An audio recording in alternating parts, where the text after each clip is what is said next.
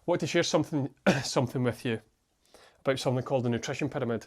The nutrition pyramid was made by, I believe it started off as a YouTube series, and it's still on YouTube. It's about an hour and a half long, but it's split into like 20 minutes, 15 minutes, maybe like 5 or 6 videos. And it was done by a guy called Eric Helms. And I believe off the back of the sort of the popularity of this video, he then made a book. He made 2 books about it, or he made 2 books, and they were called the Muscle and Strength Pyramids. And he split them into 2 by one of them's called Training, and the other one's called Nutrition. And the authors were Eric Helms, Andrea Valdez, and Andy Morgan. If they 3 are like massive in the sort of research, training, nutrition stuff, but it's a good I've got to say it's a good go away. Sorry. It's a good idea to maybe read up on these guys, because then you might get a bit.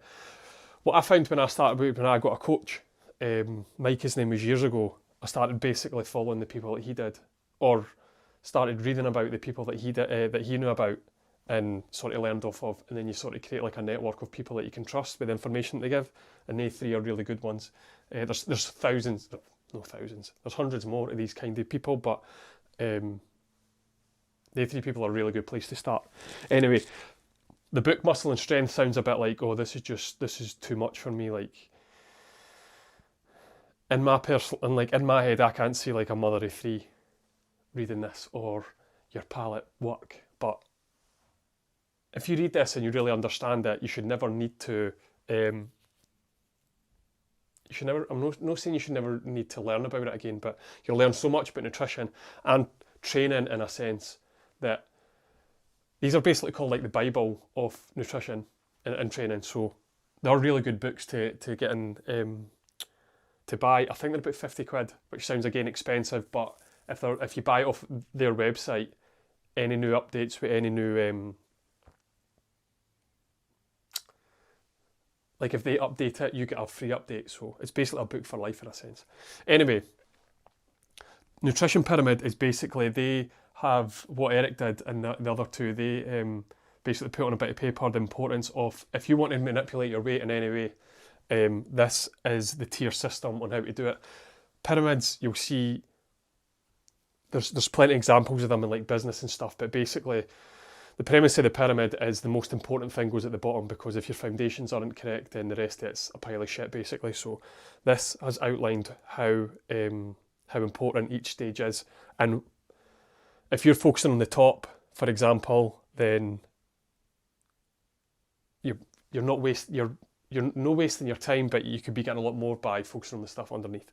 So the first layer is the first level is calories and energy.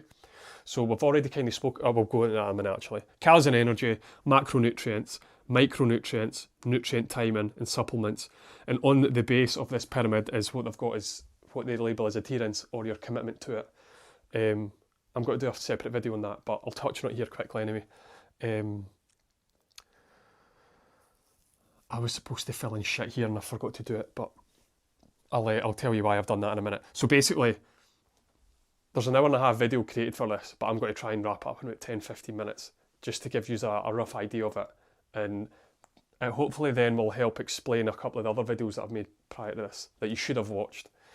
So on the base of this pyramid, and the importance of you trying to manipulate your weight in any way possible, in any way you see fit, and trying to improve your health, is your calories, or your energy in versus your energy out. If you don't have this, I'm not saying you need to track it, but if you don't have this going in the way that you want, in terms of you need to be in a calorie deficit to lose weight, nothing else matters. And if you want to gain weight, you need to be in a calorie surplus, nothing else matters. And this goes back to that point, that video I made on the calories video about that Professor Mark Cobb. He managed to lose weight on just eating basically junk food, is what people would call it. So it's already been proved. And again, if you go on YouTube and things like that, you'll see other examples of people just eating ice cream for a week and losing weight. Again, we're not telling you to do that. or like nobody's telling you to do that. It's not a good way of losing weight, but it just goes to show that the energy in versus energy, the energy's in versus energy out is most important. We'll go on to this bit in a minute. Your macronutrient is your proteins, fats and carbs, and the way that you prioritise them. Again, we'll talk about that stuff later, but that would be goal specific. Your micronutrients is basically the quality of your calories, and that kind of falls into macronutrient as well. But like, are you eating a largely unprocessed diet, or you should be anyway. This one up here that you probably won't be able to read is nutrient timing. So when you have your meals based around your activities, or like, I guess you could kind of say your day, which I think is really important as well. I'm not saying it's more important than this, but I think if people understood the way that their day goes in terms of when they feel hungry, when they're going to be really busy, when they don't feel hungry, I think nutrient timing plays a big part in if you're trying to lose weight. I think people don't tap into that. People think they have to eat just because they maybe get like a little stomach gurgle. But like I said, I think that's really important.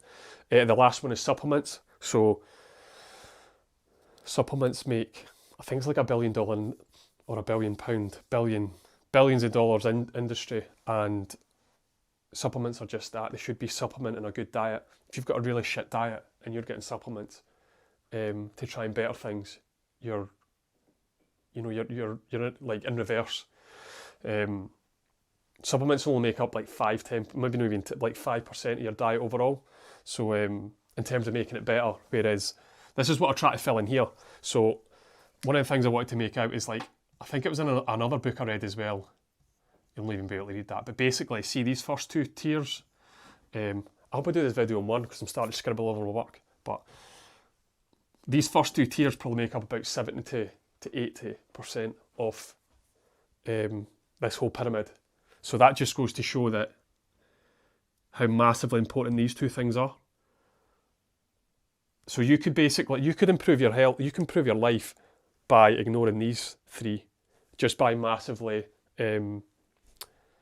just by like taking into account this stuff and understanding what these actually mean, your calories and your macronutrients, and you'd be there in terms of improving your life. So it's funny how people can get these things mixed up, but if you honestly just looked after these two things, you'd be so far ahead of so many other people already. The point here, adherence, basically means commitment. So if you don't have the commitment to do all this shit, then it's basically the foundations of, we've talked about the foundations, but the ground it's laid on, the pyramid's laid on. If you've not got adherence and lifestyle and if you've not got adherence or your lifestyle like prepared for this, then you're completely fucked already. It's like somebody saying to you, you need to follow a keto diet. You need to follow a keto diet to then do all this, but at the very beginning you say, I hate keto diets, then you're fucked already, aren't you? So another thing to point out is, see all your diets, your fad diets, or whatever you want to call them, like your carnivore diets, low carb, high fat, even like the really, really bad ones, like Herbalife and all that stuff. All of them fit in here. If you follow them and you're in a calorie deficit, then you can lose weight, but there's obviously just, personally speaking, there's better ways of like getting a better lifestyle for yourself, basically, rather than following something as that's there's like constraints to that, which I don't think then promotes longevity. But the arrow I've created here is, I went on Google and I found like a clean diet plan, for example, and there's obviously some people that might just be listening to this, but basically we've got granola for breakfast. I want to try and show you how, even though you're having a healthy diet and everything is clean, it still doesn't trump the calories. So if you're a person that doesn't track calories, this is obviously just I'm not making things up, but there's many caveats to this example, for example, but if you are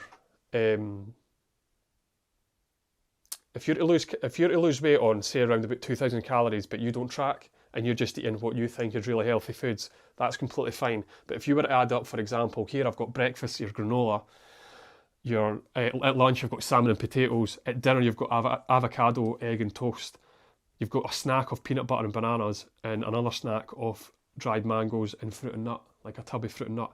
That equates to 2,500 calories. Despite those being absolute incredible sources of food, it's still putting you at 2,500 calories, even though you believe you should be losing weight at 2,000 calories. So what you could do, for example, is remove the peanut butter and banana and the mango and dried fruit, which equated to about 800 calories, two snacks. And if you replace them with a packet of pop chips, which are 100 calories, and a protein shake for around 100 calories, that would put you about 1,900 calories. So you're also doing that, you're getting a packet of crisps, even though pop chip crisps, the packets are ridiculously small.